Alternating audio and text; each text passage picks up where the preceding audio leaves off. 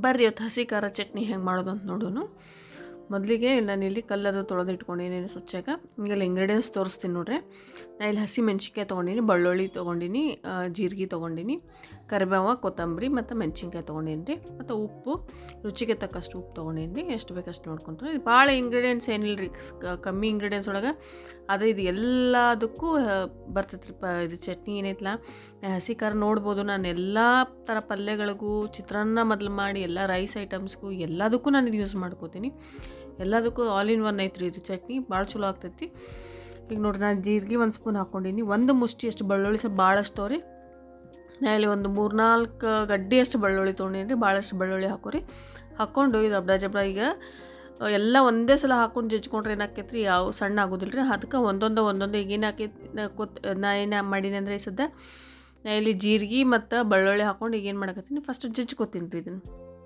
ಇದೊಂದು ಸ್ವಲ್ಪ ಸಣ್ಣ ಆಗಲಿ ರೀ, ಭಾಳ ತೀರಾ ಫುಲ್ ಸಣ್ಣನ ಅಲ್ಲ, ಒಂದು ಸ್ವಲ್ಪ ಸಣ್ಣ ಆದ ಕೂಡಲೇ ಒಂದೊಂದೇ ನಾವೀಗ ಏನು ಮಾಡೋದು, ಇದಕ್ಕೆಲ್ಲ ಐಟಮ್ಸ್ ಸೇರಿಸ್ಕೊತ ಹೋಗೋಣಂತ್ರಿ. ನಾ ಈಗ ಇದಕ್ಕೆ ಕರ್ಬೇವು ಸೊಪ್ಪು ಹಾಕ್ತೀನಿ ರೀ. ಈಗ ಬೆಳ್ಳುಳ್ಳಿ ಮತ್ತು ಜೀರಿಗೆ ಜಜ್ಕೊಂಡೀನಿ. ಈಗ ನಾ ಇಲ್ಲಿ ಒಂದು ಮುಷ್ಟಿಯಷ್ಟು ಕರ್ಬೇವು ಸೊಪ್ಪು ಹಾಕೊಳಕತ್ತೀನಿ ರೀ.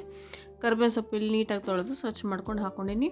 ಈಗ ಇದನ್ನು ಜಜ್ಕೊಂಬರೋಣಂತ್ರಿ. ಹಿಂಗೆ ಒಂದೊಂದು ಸಾಮಾನು ಹಾಕ್ಕೊಂಡು ಜಜ್ಕೋಬೋದು. ಇದು ತಾಳಿಪಟ್ಟಿಗೆ ಹಾಕ್ಕೊಂಡ್ರೂ ಮಸ್ತ್ ಆಗ್ತೈತಿ. ಎಲ್ಲ ಪಲ್ಯಗಳು, ಕಾಳು ಪಲ್ಯಗಳಿಗೆ ಚಲೋ ಆಗ್ತೈತೆ ರೀ, ಬೆಸ್ಟ್ ಆಗ್ತೈತಿ. ಮತ್ತು ಚಿತ್ರಾನ್ನ ಅದು ಮಾಡಿದ್ರು ಕೂಡ ಸಾಸಿವೆ ಜೀರಿಗೆ ಅದು ಒಗ್ಗರಣೆ ಹಾಕಿದ್ದನ್ನು ಚಟ್ನಿ ಹಾಕಿ ಕಲಸಿದ್ರೆ ಆತ್ರಿ, ಭಾಳ ಮಸ್ತ್ ಆಗ್ತೈತಿ.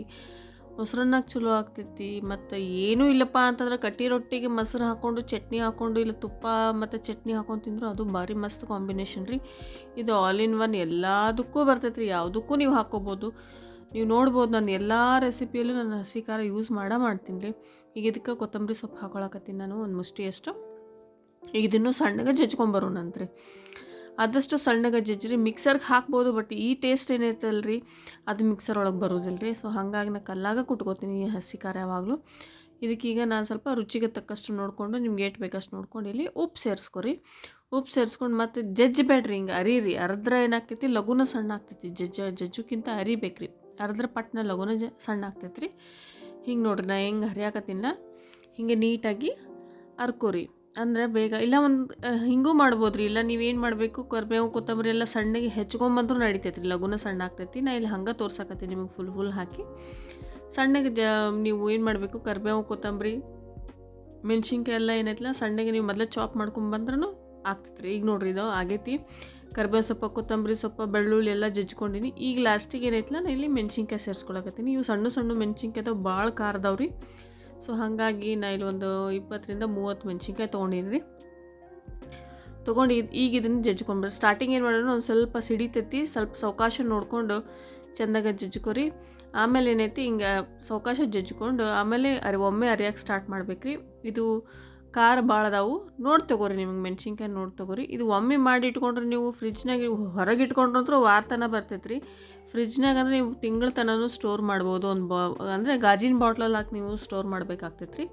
ಮಾಡಿ ಇಟ್ಕೊಂಡ್ರೆ ಎಲ್ಲದಕ್ಕೂ ಯಾವುದಕ್ಕೂ ನೀವು ಯೂಸ್ ಮಾಡ್ಕೋಬೋದು.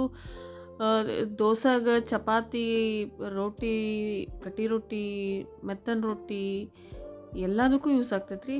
ಹಿಂಗೆ ಮಾಡಿ ನಾನಂತರೂ ಒಂದು ಬಾಟಲ್ದಾಗ ಸ್ಟೋರ್ ಮಾಡಿ ಫ್ರಿಜ್ ಒಳಗೆ ಇಟ್ಕೊಂಡ್ಬಿಡ್ತೀನಿ ರೀ. ಅಂದರೆ ಒಂದು 15-20 ಡೇಸ್ ಅಂತೂ ಬರ್ತೈತೆ ರೀ.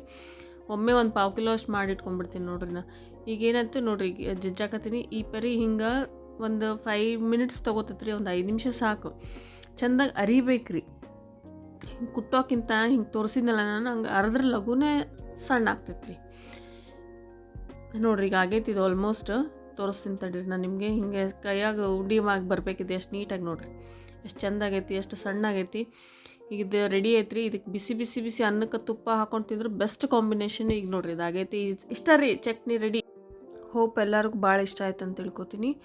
ಎಲ್ಲರೂ ಟ್ರೈ ಮಾಡಿ ನೋಡಿರಿ, ಎಲ್ಲದಕ್ಕೂ ಹೆಲ್ಪ್ ಆಗ್ತೈತಿ. Thanks for watching.